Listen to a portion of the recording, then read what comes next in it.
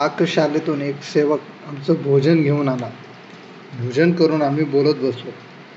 नेहमीच्या सवयीप्रमाणे शोन अनेक प्रश्न विचारत होता, पण माझं त्याच्या प्रश्नाकडे मुळीच लक्ष नव्हतं. मंचकावर बसल्या बसल्या मी कोपऱ्यातील दगडी समयीतील इवल्याशा ज्योतीकडे पाहत होतो. जे जे प्रकाशमय होतं त्या सर्वांची मला अशीच विलक्षण ओढ वाटे.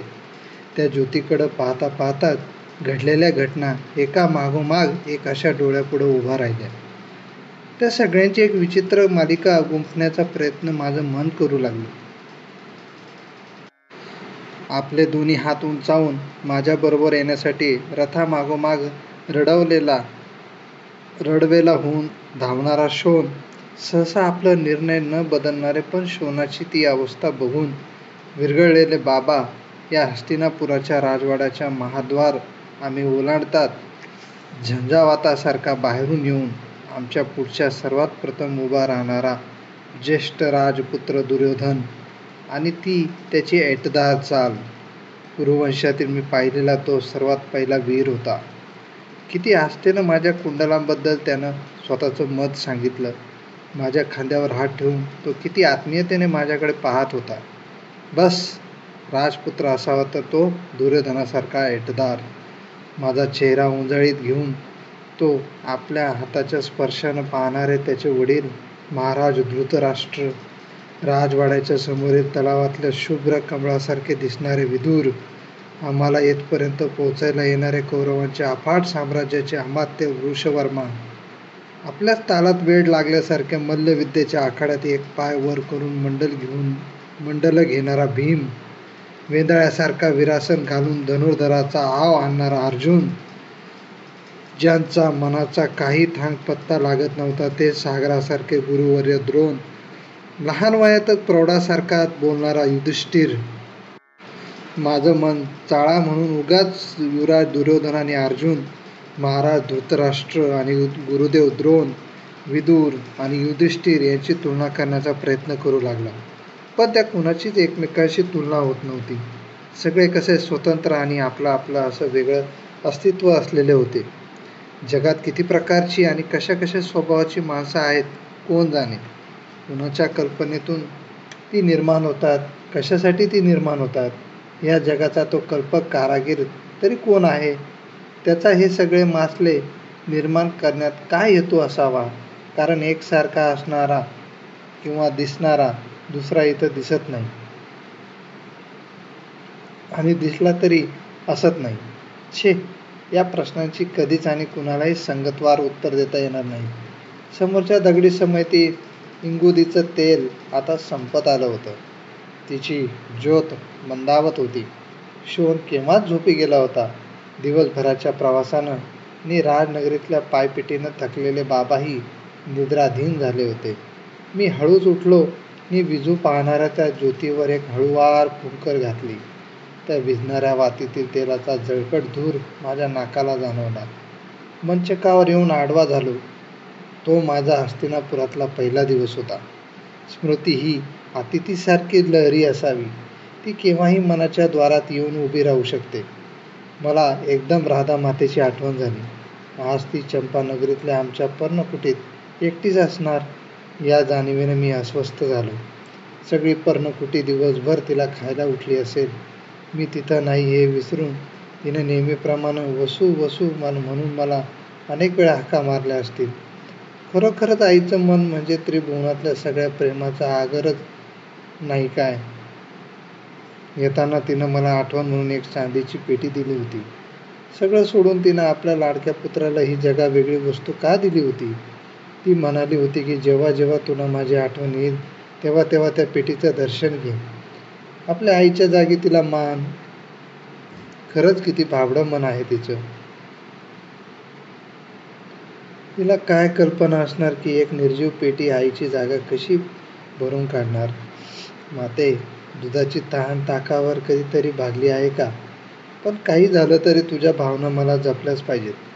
काही झालं तरी तुझी आठवण जीवनाच्या अंतापर्यंत मी अशीच जपीन. उत्तरीयात बांधलेली ती पेटी मी हळुवार हातानं सोडली. आत्यंतिक श्रद्धेने मी ती मस्तकी लावली आणि मंचकावरच्या एका कोपऱ्यात हळुवारपणे ठेवून दिली. जगातल्या 3 व्यक्तीवर माझं नितांत प्रेम होतं. एक माझी आई, दुसरे बाबा आणि तिसरा निरागस शोन. तशीच 3 गोष्टीबद्दल मला विलक्षण ओढ होती. एक आपल्या असंख्य लहरीच्या असंख्य मुखांनी माझ्याशी घटकानं घटका बोलणारी गंगामाता. दुसरे माझ्यासाठी केव्हाही उत्साहाचे प्रचंड स्रोत घेऊन येणारे आदित्य नारायण. आणि आता तिसरी ही आईने दिलेली एक साधी खून, चांदीची छोटीशी पेटी. त्या पेटीमुळं मला चंपानगरीची आठवण झाली. माझ्या मनाचं वासरू मातृभूमीच्या कासेला ढुसणे देऊ लागलं. त्यातून आठवणींच्या अनेक मधुर दुग्धधारा वाहू लागल्या. त्यांची गोडी चाकत चाकत मी तसंच केव्हा तरी झोपी गेलो. भल्या पहाटे पक्ष्यांच्या किलबिलाटानं मी जागा झालो. गवाक्ष उघडून बाहेर पाहिलं. आकाशाच्या कडा नुकत्याच उजळत होत्या. गंगेच्या चंदेरी वळणानं धुक्याचं अंशुक पांघरलं होतं. सगळं हस्तिनापूर हळूहळू जागं होत होतं. दुसरं एक कोरडं उत्तरीय घेतलं आणि दालनाबाहेर पडलो. गंगेच्या पाण्यात कोणी नसताना शांतपणं मनसोक्त स्नान करून यावं असं योजन मी तिच्या घाटाकडं चालू लागलो. आजूबाजूचं सगळं जग धुक्याची धुलई असूनही सोडायला तयार नव्हतं. सगळे मार्ग नि प्रासाद अंधुक नि अस्पष्ट धुक्यात फारच मजेदार दिसत होते. गंगेच्या किनाऱ्यावर मंदिरात एक घंटा वाजत होती. तेवढीच त्या नीरव शांततेत स्पष्टपणे ऐकू येत होती. त्या आवाजाच्या रोखानं चाललो. मला आईनं केलेली सूचना आठवली. गंगेच्या पाण्यात जाऊ नकोस. मी स्वतःशीच हसलो. आणि किती भित्री आहे आई. ती काय मला लहान मूल समजते. मला कसली त्या पाण्याची भीती. विचारांच्या तंद्रीतच घाटावर आलो. बरोबर आणलेलं उत्तरीय एका पायदंडीवर ठेवलं. अंगावरच्या अधरियाचा काचा मारला आणि समोर पाहिलं. 10-12 हातावरचं पात्र तेवढं स्पष्ट दिसत होतं. बाकीचं सर्व पात्र पांढरट भुरक्या धुक्यात झाकलं होतं. त्या पात्राला आदरानं नमस्कार केला. मी पाण्यात सुरकांडी मारली. पाण्याचा स्पर्श उबदार होता. जवळजवळ घटकाभर मी त्या पाण्यात मनसोक्त डुबत होतो. घटकाभरानं धुकं निवळलं. मी पाण्यातून घाटाच्या दिशेनं पाणी कापत आलो. अंगावरचं उत्तरीय बदललं. ओलं वस्त्र पाण्यात बुचकळून ते पिळून पायदंडीवर ठेवलं. समोर पाहिलं. सूर्यदेव दूरवर आकाशात हळूहळू वर येत होते. त्यांची कोवळी किरणं गंगेच्या पाण्याला गुदगुल्या करून जागं करीत होती. ओंजळभर पाणी घेऊन त्यांचं अर्घ्य भक्तिभावानं मी सूर्यदेवांना दिलं. किती रमणीय रूप दिसत होतं त्यांचं. मला दिसणाऱ्या त्यांच्या रोजच्या तेजाची वलय एका दिवसाची दर्शन शोभ्या दुसऱ्या दिवशी तशीच नसे. तिच्यात दुसऱ्या दिवशी आगळीच खुमारी चढे. ती पाहिली की मला नेहमीच हुरूप येई. हजारो योजनं दूर असलेल्या त्या तेजात नि आपल्यात काहीच अंतर नाही असं वाटे. शरीर हलकं झाल्यासारखं वाटे नि माझे हात आपोआपच जोडले जात. डोळे आपोआपच मिटले जात. मी त्या तेजाचं मनोमन चिंतन करू लागलो. लाखो योजनं मला केवळ प्रकाशच प्रकाश दिसू लागे. अत्यंत तेजस्वी असा प्रकाश. तेजस्वी तरीही शीतल आणि हवाहवासा वाटणारा प्रकाश. उगाचच वाटू लागे की त्या तेजाशी आपलं कसलं तरी नातं आहे. जगातील सगळा अंधकार उजळणारा तो अखंड महादीप आपल्याशी कसल्या तरी धाग्यांनी जोडला गेला आहे. मी स्वतःला विसरे आणि त्या धाग्याच्या अंधारानं दूर दूर उंच उंच जाऊ लागलो. आजच त्या तेजाचं रूप तर अतिशयच मनोहारी होतं. मी शांतपणे हात जोडले आणि डोळे मिटले. मी म्हणजे प्रकाशाच्या असीम समुद्रातील केवळ एक लाट झालो. त्या लाटेला कोणतंही स्वतःचं पण अस्तित्व नव्हतं आणि ते असावं असंही तिला वाटत नव्हतं. त्या अमाप सागरातील ती केवळ अनेकांपैकी एक लाट होती.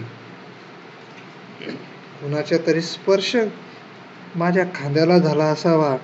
प्रथम त्याची स्पष्टपणे जाणीव झाली नाही, पण कुणीतरी माझा खांदा गदागदा हलवीत होतं.